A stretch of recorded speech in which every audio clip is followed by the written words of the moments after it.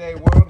Today I'm going to show you guys my 7 cubic foot chest freezer. It's frost free. Probably be the best idea to do it with the frost free. That way your ice doesn't melt and get stuck together, and then you got freezer burn ice and all that good stuff. So here it is. It's got 2 regular ice makers in it. These are a great part number. It's a WPW10190965. The reason I like these is there's a plug on the back side of it. If the ice maker takes a shit, you just pop it out, slide a new ice maker in there. You don't have to mess with all your wiring. Here is just a giant scoop I got off of Amazon. This is actually a refrigerator fan that I had laying around from another job that just happened to still work. And inside of the compressor compartment down there, I have wired in it's a power supply that powers that fan. I could get an AC one and tie it all together, but like I said, I just happen to have a DC fan, so I ran with that. And I just happen to have the wire and stuff laying around. I'm going to include another video. The most important thing about this whole thing that I'm going to talk about is how I drilled the holes through the side of this. And it's got rubber grommets on here. I got those from a kit that comes from Harbor Freight. And another really important thing that I want to touch base, and the reason I'm making this video, is obviously I have got this sitting in a place where I don't have a water supply to it. I didn't want to jack with that. It was on my patio since July when I first made it, but I finally got my outdoor kitchen finished. I brought it in the house just before winter. You know, we're Southside Houston, Texas here. Tomorrow's Thanksgiving 2022. So what I've got here is 2 submersible 120 volt pumps that I got off Amazon. I'm going to give you the part number to that in just a second. Now, these are 120 volts AC. Your water valves are 120 volts AC. So what I did was I literally just took the wires off of my valve and put it right on the plug here to power these. And then whenever the ice maker cycles, it sends 120 volts to those pumps, and then they pump the water into the ice maker. And I'm also going to include a video of how I did that. Okay, so there's that. And here is your part number on Amazon, this Frank Sam-030R. That's going to be your pump. They're like 19 bucks. That pump is also going to require one of these. I believe this is the part number on the shelf, PL-3007. That's at Home Depot. That's like $5 or $6. And the reason you need that is because it threads into the water pump, and then you can put a 1/4-inch water line in it. Ice makers run on 1/4-inch water lines. It's just quick connects. They push right in there. Okay, so I'm gonna put my little mix of these videos together, and you guys will see it in action. It's been a while. I literally just defrosted the whole thing, cleaned it out like last weekend because I wanted to bring it in the house because, you know, it's getting cold over here. I don't want it to freeze outside. I can't remember if it took I think it took a week to fill this up. There's another guy on YouTube that you know, he does all kinds of tests and shit. I'm gonna end up sending him this video because I'm sure he's gonna make a third one. And I think he was getting like 10 pounds of ice a day or something like that. So I haven't done any weigh-in on it. I can tell you that ice right there, it's dumped that in probably like within the last hour probably. It makes ice pretty fast.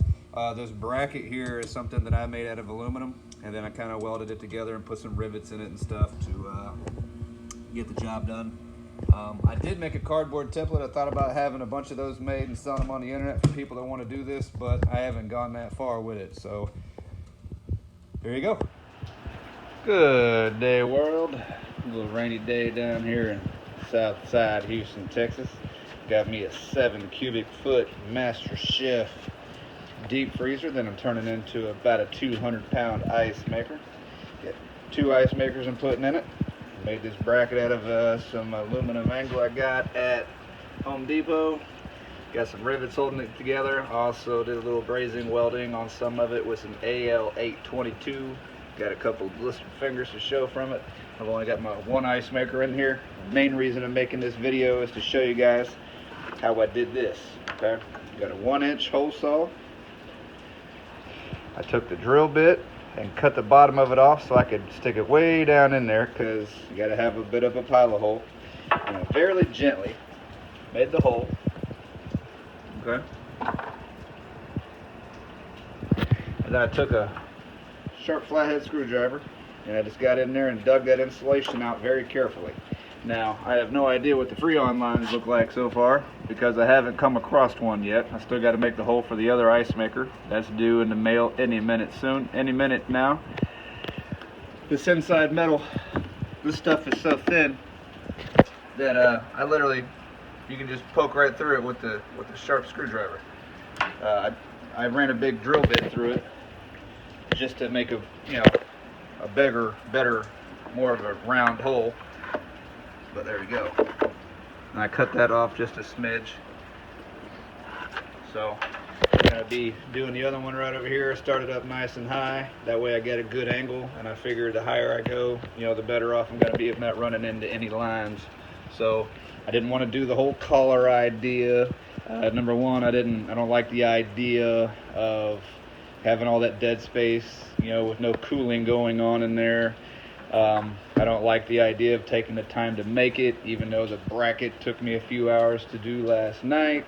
The bracket, I could still take it from one deep freezer and put it in another, if this one takes a shit or whatever. Yes, I did void the warranty. To me, it just seems like a better idea, less work. Shout out to the Kelly's Country, whatever it is on YouTube. I got some of my ideas from him, Kelly's Country Living or whatever. He was scared to do this. I ran across another guy on Facebook Marketplace in Houston that was actually selling some of these that he had made for a ridiculous price, which I understand because it took me a long time to make that bracket. And he kind of gave me some pointers on this, and it worked out great.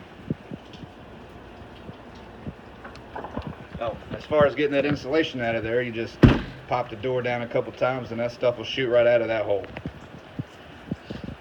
And I've got it on a wheel cart.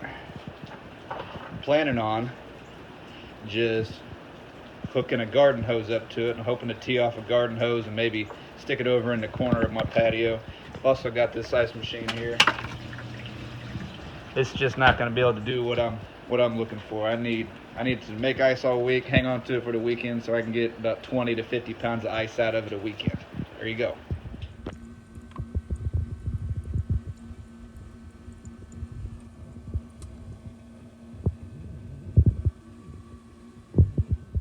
Two submersible pumps I got off Amazon.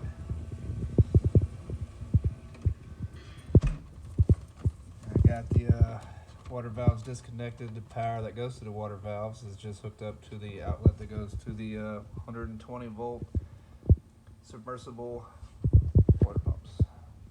7 cubic foot deep freezer.